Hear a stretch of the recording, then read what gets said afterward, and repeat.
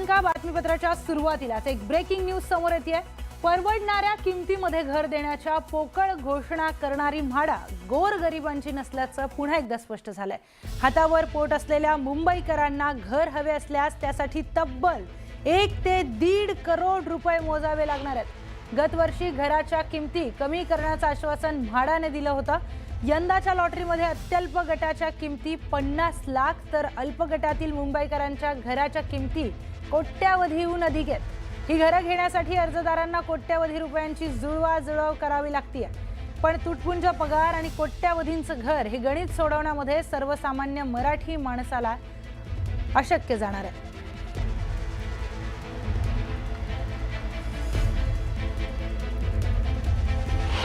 तर घराचं स्वप्न कसं पूर्ण होणार? म्हाडा लॉटरीमध्ये एकूण 2640 घर आहेत। अर्ज करण्याची अंतिम तारीख 29 एप्रिल आहे। 15 मे रोजी संगणकीय सोडत आहे। त्यानंतर अत्यल्प उत्पन्न गटासाठी म्हणजेच EWS साठी फक्त 145 घर आहेत। अल्प उत्पन्न गटासाठी म्हणजेच LIG साठी 885 इतकी घर आहेत। तर मध्यम उत्पन्न गटासाठी म्हणजेच MIG साठी सर्वाधिक 1408 इतकी घर आहेत। उच्च उत्पन्न गटासाठी 229 घर आहेत। तर सर्वाधिक भर मध्यम गटावर पण गरजूंसाठी अत्यल्प वाटा देण्यात आलाय।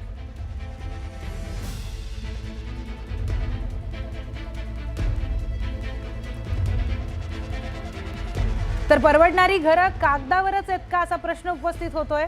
अत्यल्प अल्प गटातील घरांच्या किमती 24 ते 45 लाखांच्या घरात आहेत। तर अल्प मध्यम गटातील बहुसंख्य घरांच्या किमती 45 लाख ते 1.5 कोटींच्या घरात आहेत। मध्यम उच्च गटातील घरांच्या किमती 80 लाख ते 1.5 कोटींहून अधिक आहेत। वांद्रे, पवई, दादर, वडाळा या भागांमध्ये काही घरांच्या किमती तब्बल 2 कोटींपर्यंत पोहोचल्यात।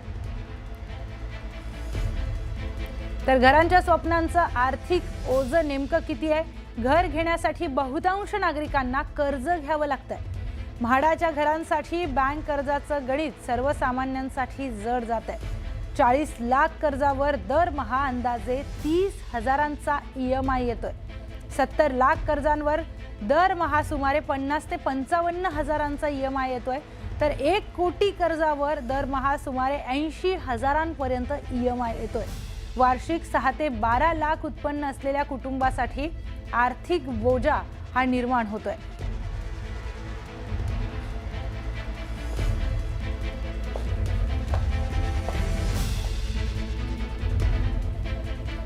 तर या संदर्भामध्ये अधिकची माहिती आपण जाणून घेऊयात। आपले प्रतिनिधी सुमित सावंत आपल्या सोबत जोडले गेलेले आहेत। सुमित, म्हाडाचं घर खरं तर सर्वसामान्यांसाठी कमी दरात घर मिळावं याची एक सुविधा असते, पण आता आपण बघतोय कोट्यावधींच्या घरात ते दर गेलेत। प्रियंका, थोडासा मी अधिकचा वेळ तुमच्याकडून घेईन, कारण त्याला सांगायचं आहे मला सगळंच। एकतर म्हाडाची संज्ञाच होती की सर्वसामान्यांना परवडणारी घर, पण ही खरंच आता सर्वसामान्यांना परवडणारी घरं राहिली आहेत का हा प्रश्न गेल्या काही वर्षात सातत्यानं निर्माण होतोय। म्हाडाच्या वाढलेल्या किमती, घरांच्या किमती, आणि त्यामुळेच हा प्रश्न सध्या उद्भवलेला आहे। सर्वसामान्यांना जर घर घ्यायचं असेल मुंबईसारख्या ठिकाणी तर ते स्वस्त घर म्हाडाच देत होती आणि म्हणून म्हाडावर सगळ्यांचा विश्वास होता। पण आता तसं राहिलेलं नाहीये।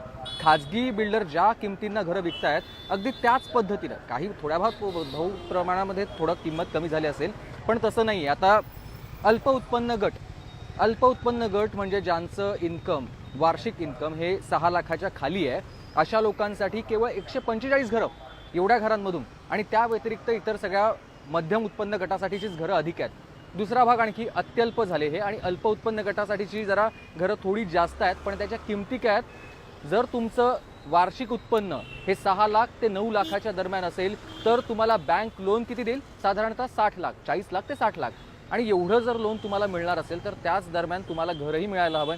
पण तसं नाही आहे। म्हाडा काय करतंय?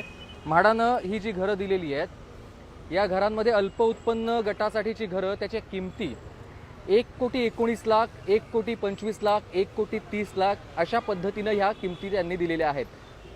जर तुम्हाला तुमचं उत्पन्न केवळ 6 लाख ते 9 लाख वार्षिक आहे तर तुम्हाला एवढं लोन म्हाडा बँक, कोणतीही बँक देणार नाही। मग अल्प उत्पन्न गटातले लोक ज्यांचं इन्कम 9 लाख आहे त्यांना बँक लोन देणार नसेल तर ते म्हाडाची घरं घेऊच कशी शकणार आहेत? हा महत्त्वाचा प्रश्न आहे आणि त्यामुळे 6 महिन्यांपूर्वीपासून एक धोरण ठरवलं जाणार होतं म्हाडाच्या घरांच्या किमती कमी करण्यासाठी. मात्र अद्याप कोणतंही धोरण निश्चित झालं नाही. ही लॉटरी निघाली आहे, आता पुढची लॉटरी कधी निघेल माहीत नाही आहे. स्वप्न सर्वसामान्यांचं भंगलेलं आहे. मात्र या किमती इतक्या जास्त असल्यामुळे आत्तापर्यंत केवळ 32,000 अर्ज आलेत आणि 20,000 जणांनीच अनामत रक्कम भरली आहे, ज्या ठिकाणी आत्तापर्यंत लाखो अर्ज यायला हवे होते. तर निश्चितच सुमित, धन्यवाद दिलेल्या या सगळ्या सविस्तर माहितीसाठी.